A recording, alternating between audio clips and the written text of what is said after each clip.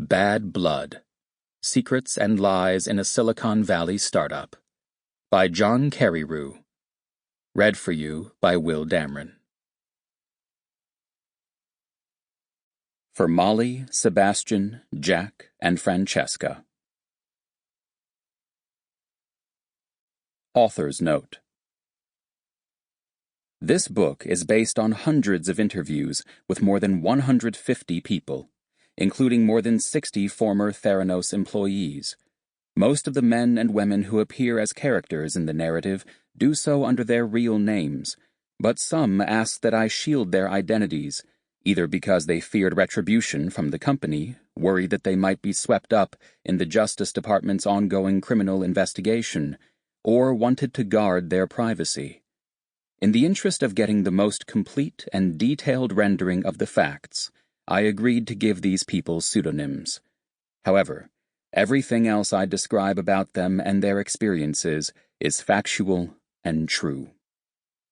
Any quotes I have used from emails or documents are verbatim and based upon the documents themselves.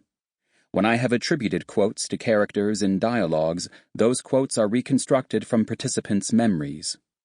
Some chapters rely on records from legal proceedings, such as deposition testimony.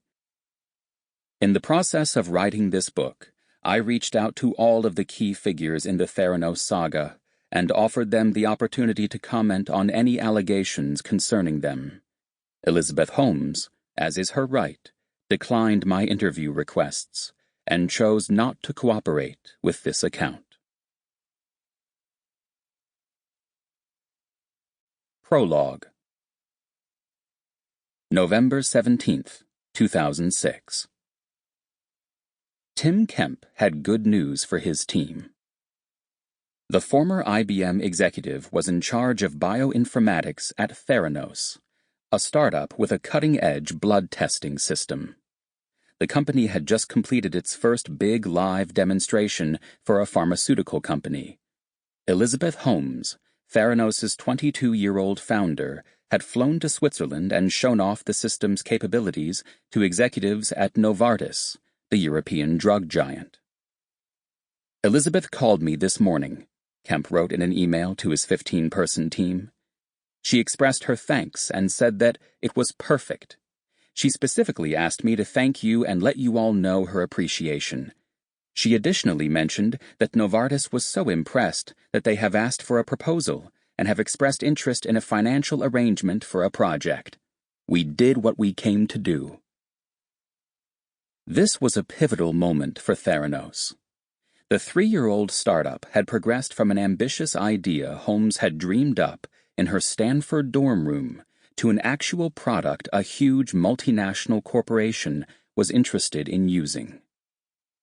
Word of the demo's success made its way upstairs to the second floor, where senior executives' offices were located. One of those executives was Henry Moseley, Theranos' chief financial officer. Moseley had joined Theranos 8 months earlier, in March 2006. A rumpled dresser with piercing green eyes and a laid-back personality, he was a veteran of Silicon Valley's technology scene. After growing up in the Washington, D.C. area and getting his MBA at the University of Utah, he'd come out to California in the late 1970s and never left. His first job was at chipmaker Intel, one of the Valley's pioneers.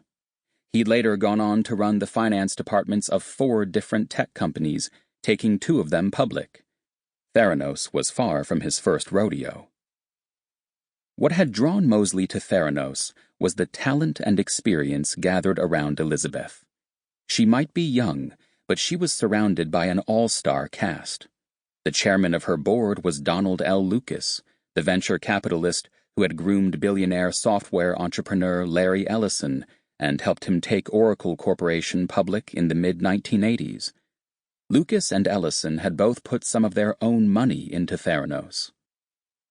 Another board member with a sterling reputation was Channing Robertson, the Associate Dean of Stanford's School of Engineering. Robertson was one of the stars of the Stanford faculty. His expert testimony about the addictive properties of cigarettes had forced the tobacco industry to enter into a landmark $6 Sample complete. Ready to continue?